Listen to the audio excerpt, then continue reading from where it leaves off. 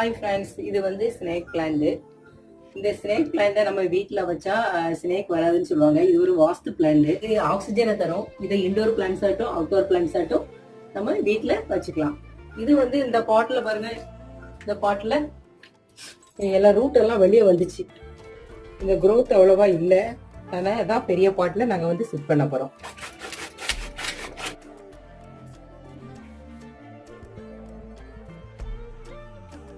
அது கீழே ஏற்கனவே ஒன்று இருக்கு. வேற ஒன்று ரூட்டா இல்லை, ரூட்டு தான் ரெட் கலர்ல எவ்வளோ இதாக இருக்கு. வேறு பாட்டுன்ற மாதிரி நினச்சி